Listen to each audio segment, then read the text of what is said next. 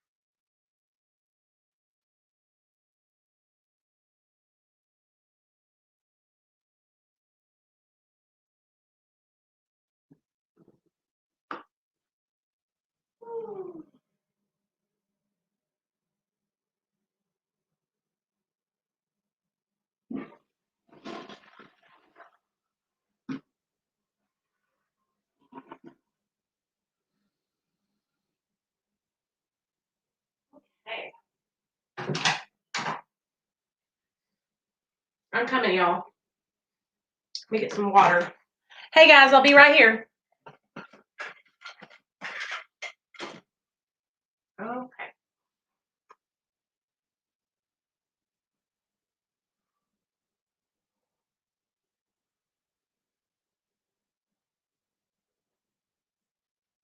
Okay.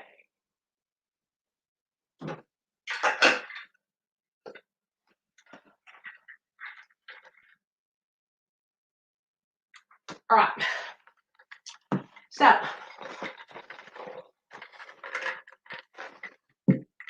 okay. All right, you guys. So,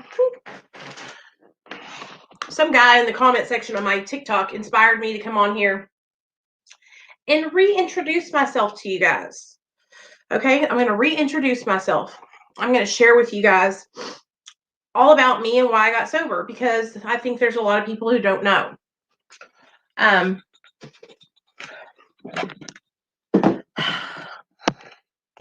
Okay. So first of all, you need to know why we call this channel Real Talk Recovery. I call this channel Real Talk Recovery because I talk about it all.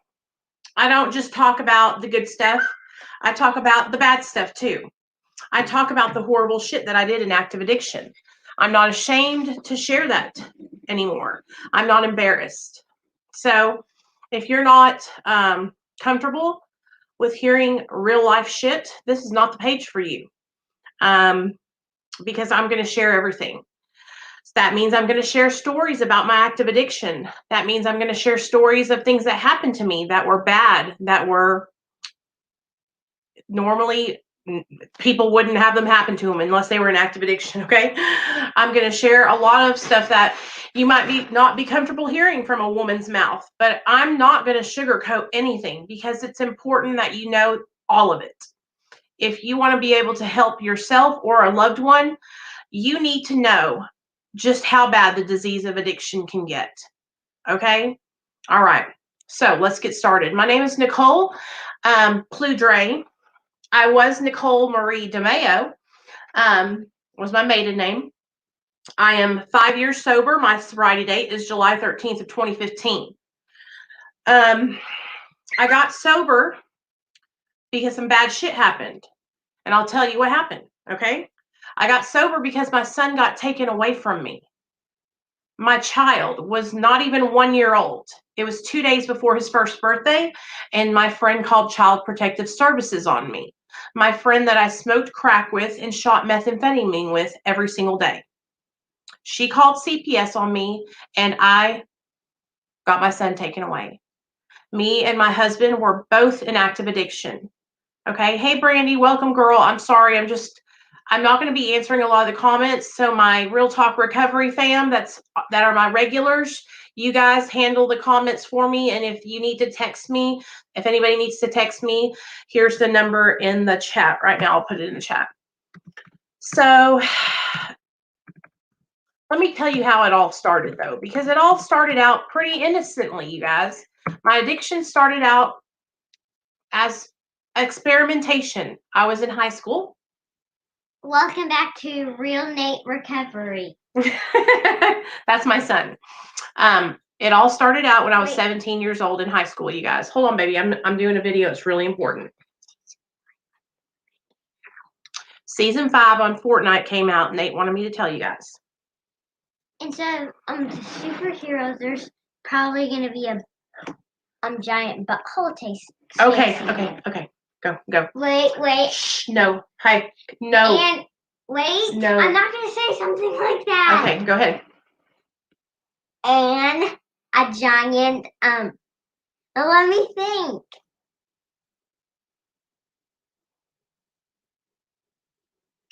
Bye. Okay, so my addiction started when I was 17 years old.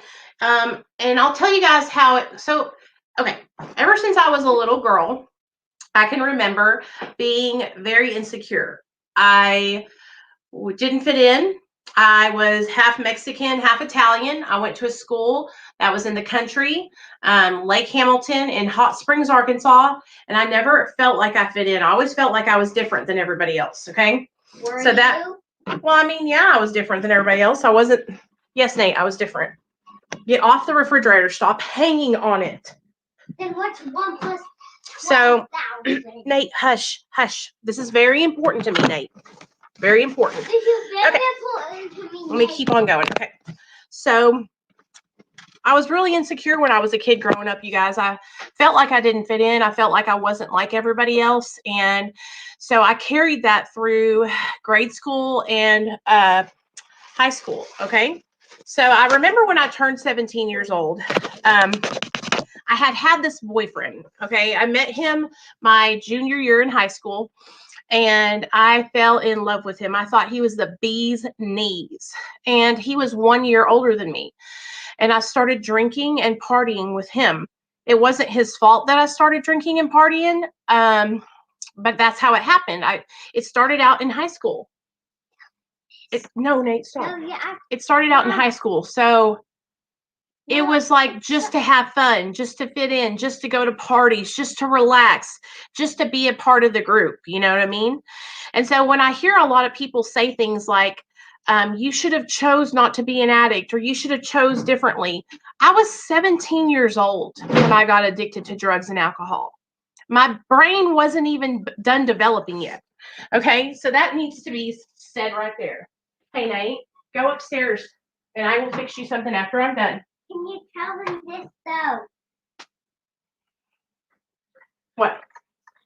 Tell them that. Tell them this. Just say sit.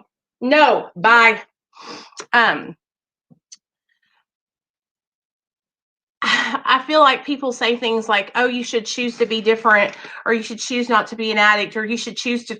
When you're 17 years old, I was a fucking teenager, you know?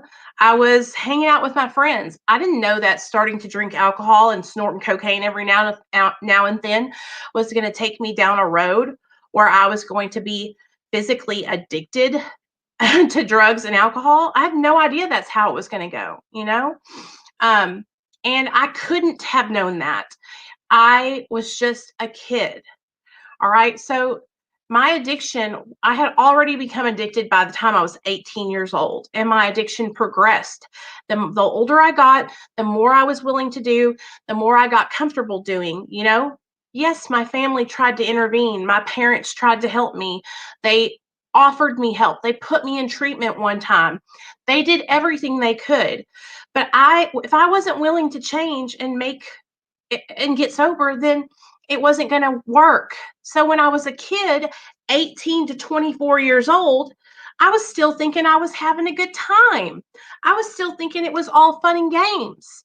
And I didn't realize that it was not all fun and games until I started injecting drugs and then went to prison behind a felony charge for possession of a controlled substance.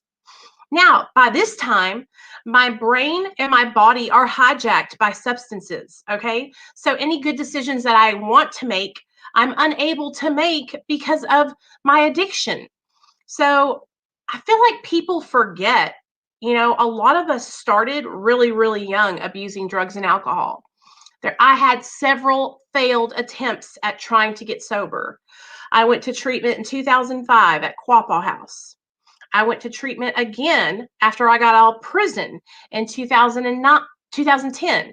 Then I went to a treatment center again in 2011. Then I went to a treatment center again in 2012. I have been to so many treatment centers, you guys, that I can memorize what they were going to tell me. Okay. I knew all the information, but I just didn't know how to apply it to my life. Hey, Hitman. Hey, Shelly. Um, hey, Joe. So a lot of people don't understand that, when you're younger and you start using, you basically stunt your growth. You stunt your emotional growth, your maturity. And so I was stuck at the age that I started using drugs at. I've had to learn so much now that I'm sober because I didn't know how to do these things because I had been using drugs for so many years. I did not go get a checking account. I wasn't writing checks. I didn't know how to make a car payment. Like, this is all things that I had to learn when I got sober. I started my YouTube channel because I wanted to help other people and I wanted people to not feel alone. I wanted there to be a place where people could come, that they wouldn't be judged because they were on Suboxone or Methadone or Vivitrol or Sublocade or whatever MAT treatment they were on. Because that's initially what saved my life. I started shooting methamphetamine and I went into treatment. I went to prison.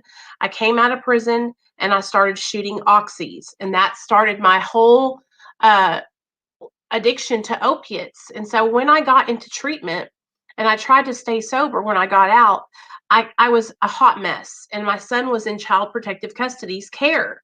And it was put to me like this: you either get sober and stay sober, or we're going to terminate your rights. And so I was like, hot shit, I don't know what to do. How do I stay sober? I've never stayed sober before. I've been trying to get sober for the last 10 years, in and out of treatment centers, and I have not been able to do it. Okay. So I finally said, you know what? I'm going to give it a try. And I got on Suboxone, and that saved my damn life. I would not be alive today if I hadn't done that. But I also got involved in AA. I got involved in therapy. I started doing all kinds of extracurricular recovery stuff to help myself learn new coping skills and stay sober one day at a time, because you can't just depend on a medication to keep you sober. Why does the times keep going up? Mom, it's not going up. It's not? Look, it's going down. Okay. New season for Fortnite. Okay. No, it's Fortnite season 5. Hey, Nikki. So Start.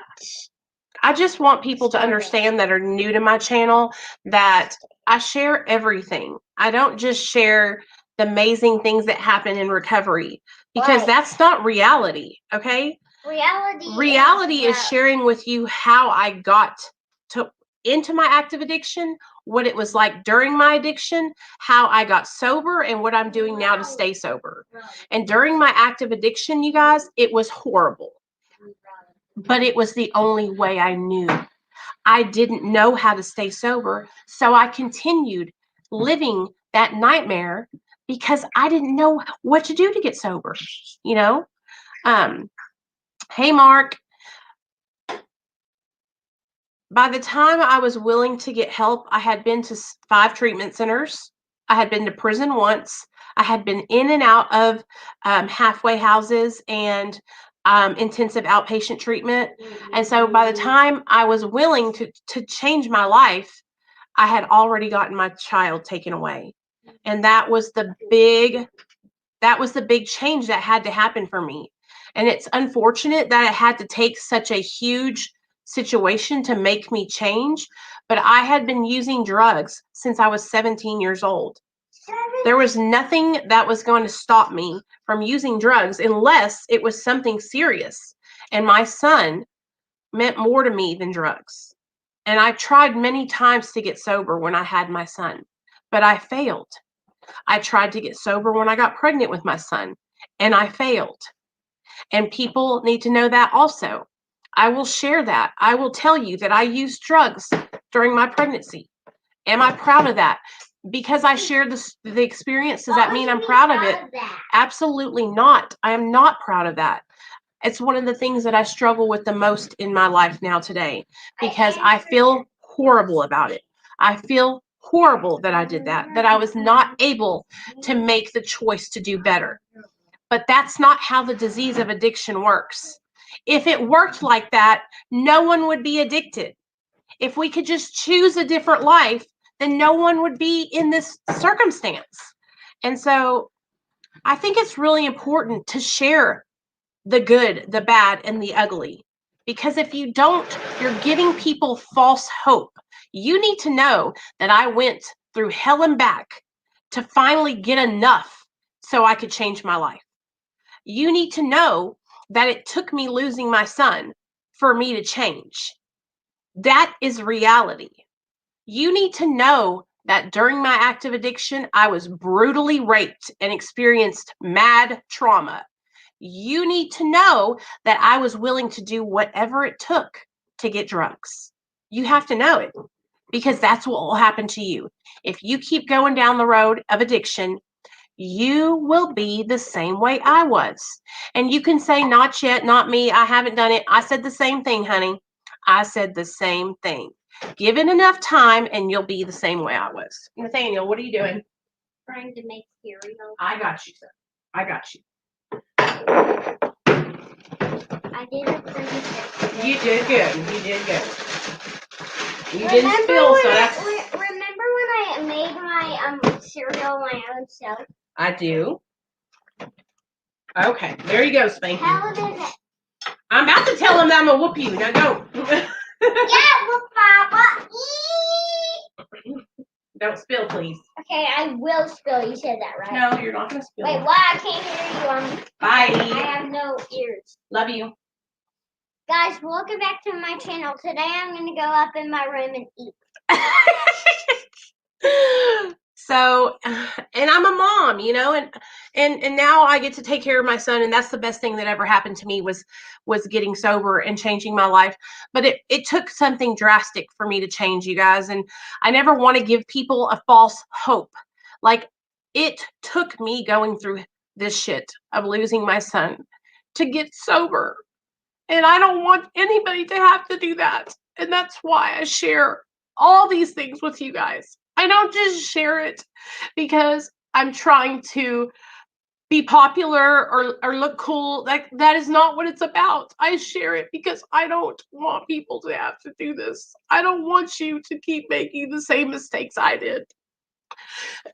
I wish that I had somebody to look up to that was sober when I was using, because maybe that would have helped me to want to change, you know?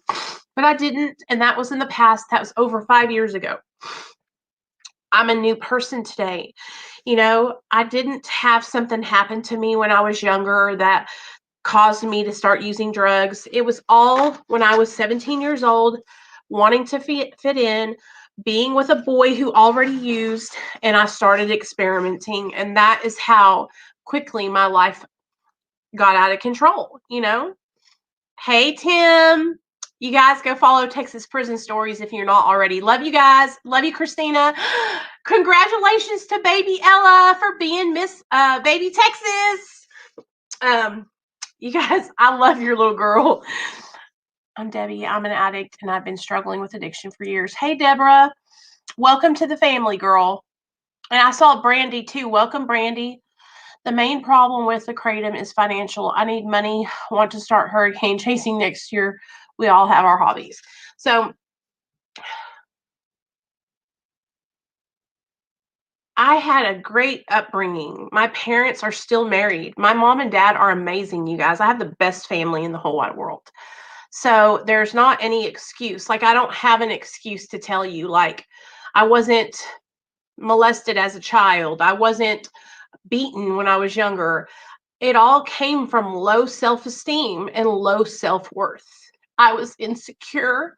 I didn't like the way I looked. I didn't like anything about myself. And I look back on that today and I think, why? Why? I was beautiful. I still am beautiful, but when I was a young girl, I was the shoot. Y'all couldn't tell me nothing. You guys couldn't tell me nothing. I was a knockout, you know? And so, and I was so hard on myself. I thought I wasn't good enough. I thought I wasn't pretty. I didn't feel like I fit in. I didn't feel like nobody liked me, and I don't know why I was like that. I can remember since I was like 4 or 5 years old in kindergarten, feeling so much different than everyone else. I remember my mom had made me a dress. I'll never forget it. It was a red dress with white polka dots and this little white collar with lace around it. And I wore that with white leggings, white tights, and black patent leather Mary Janes. And I had my little ponytail, but pigtails. And my pigtails were long because we weren't allowed to cut our hair because we were in a religion that was called Pentecostal. And so, you know, I kind of contribute a lot of the way I felt like I didn't fit in because of our religion, because we had to wear dresses, we couldn't cut our hair, we couldn't wear makeup, we couldn't pierce our ears, nothing like that, right? And so from a very young age, I was already realizing that I was not like everybody else, you know? But I'm not like everybody else. I'm a huge, very empathic person. I have my feelings, I have them right here, so they are easily hurt, you know. Like, I've always been like this. I've always been somebody who cares so much about other people and what other people think of me that it has caused me damage in my life, you know. And so getting high was like a release to me. It was like, damn, I can check out and be like chilling, you know. And I enjoyed it. I enjoyed being away from reality. I enjoyed being checked out, you know. And now I want to be a part of life. Finally, I want to be a part of life. And it's because I have an amazing little boy that makes me want to be a part of life, because I didn't want to be a part of it for me. I didn't care about me enough, but I cared about my son at least to get sober, you know. Um, I just think it's so important for you guys to understand that I'm going to share everything. I'm not going to just share the good stuff with you guys. And I know that may make some of you feel uncomfortable, but I have to do this because I don't want to give you guys a false hope, okay? I want you to know what you're going to go through. I want you to know what it takes to get sober, and it's been hard work. It's hard work. I go through trials and tribulations every day. I think about using a lot lately because it's fucking all the shit that's going on in the world. It's triggered. It's triggering. It's depressing. But I know today that there's nothing worth doing. Like, there's no reason to get high. Today I have coping skills, you know? Now I can focus on the good things that help me stay sober, and I can share what I'm going through, and that will help me and it helps other people, you know? So I really just wanted to come on here and share that with you guys. I know a lot of you guys have been with me on Real Talk Recovery for years, but there's a lot of you guys that are new who don't know that I've had this channel for almost 4 years now, and that I have thousands of videos on this channel about my experience in active addiction, in recovery, and everything. And so I want to encourage all of you guys, if you're new to my channel, to watch my videos because it tells everything. My whole story is on this channel. I have a playlist that shows my whole story. That way, if you're interested and you want to know, like, what is this girl doing? Where did she come from? La da da da da. That's where I just hit 24,000 people over on TikTok. And so a lot of people are asking me questions about my recovery. And I have been doing this for a while now. And sharing my story is so important to me. So anyway, that's all I really wanted to say. I didn't mean to get emotional. It's so important, you guys, that y'all understand that I just didn't get sober overnight. Like, this is hard work. I do this every single day. I'm never not working on my recovery, and so it's a daily thing. It's a daily thing that I have to work on my recovery. I can't ever let up, because if I do, I will relapse. So I love you guys. I hope you have a great, great night. And I'll see y'all Friday at 7 p.m. Central Standard Time. What are you doing, boy?